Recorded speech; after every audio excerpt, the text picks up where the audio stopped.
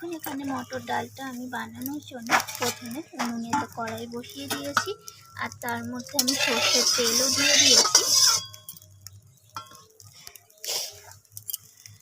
তো তেলটা এখানে গরমও হয়ে এসেছে। এখন আমি এখানে কেটে রাখা সজনে ডাঁটা দিয়ে দিলাম।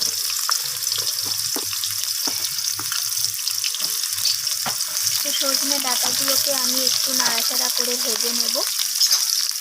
তো ডাঁটার মধ্যে আমি সামান্য পরিমাণ লবণ দিয়ে দেব আর দিয়ে দিয়েছি একটু হলুদ গুঁড়ো। তো লবণ আর হলুদ মিশিয়ে নিয়ে আমি ডাঁটাটাকে একটু লালচে করে ভেজে নেব। তো ডাঁটাটা এখানে আমার ভাজা হয়ে গেছে, আমি ডাঁটাটাকে তুলে নেব তেল থেকে।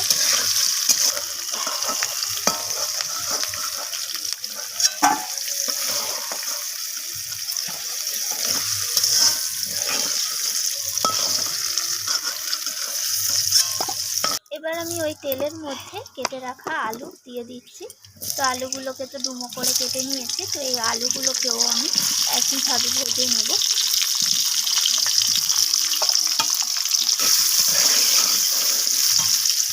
তো আলুটা এখানে লালচে করে ভাজা হয়ে গেছে, আলুটাকে আমি তুলে নেব তেল থেকে।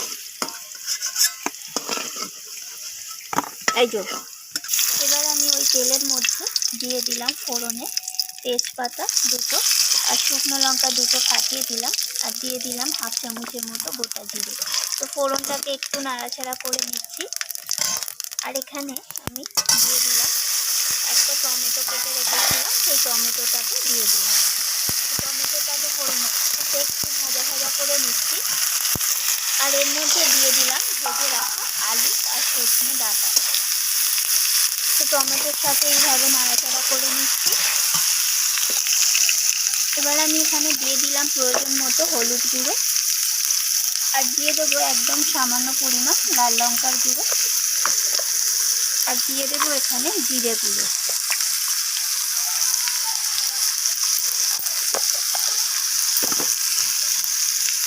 আর দিয়ে দিলাম এখানে স্বাদ মতো লবণ।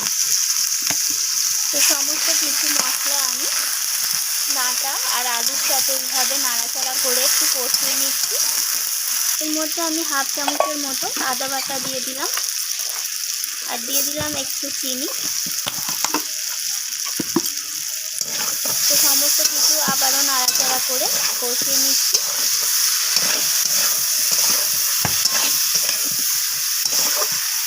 এবার আমি এর মধ্যে দিয়ে দিলাম আগে থেকে সিদ্ধ করে রাখা মটর ডাল।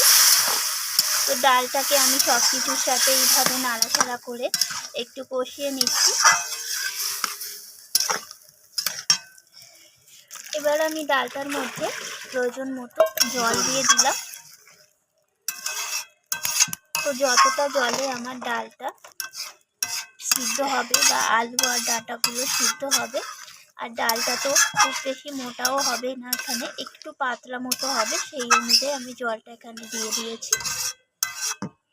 এবার আমি ঢাকা দিয়ে এটাকে রান্না করে নেব। তো দেখুন এখানে আমি ঢাকাটা সরিয়ে নিয়েছি আর এখানে সমস্ত কিছু একদম সিদ্ধ হয়ে গেছে, ডালটাও এখানে একদম রেডি হয়ে গেছে। তো এখন আমি এটাকে নামিয়ে নেব, নিয়ে এটাকে নামিয়ে নেব আমি এখন। দেখুন এখানে তৈরি হয়ে গেল সজনে ডাঁটা আর আলু দিয়ে মটর ডাল। দেখুন ডালটা লুকটা কতটা দারুণ এসছে। তো এরকম যদি ডাল থাকে রুটি পরোটার সাথে কিন্তু খেতে দারুণ লাগবে। তো রেসিপিটি কেমন লাগলো অবশ্যই আমাকে জানাবেন আর ভালো লাগলে লাইক শেয়ার করতে তো ভুলবেন না। আমার চ্যানেলটিকে সাবস্ক্রাইব করার অনুরোধ রইল। আমি আবারও ফিরে আসবো অন্য কোনো রেসিপি নিয়ে। আজকের মতো এইটুকু, ধন্যবাদ বন্ধুরা।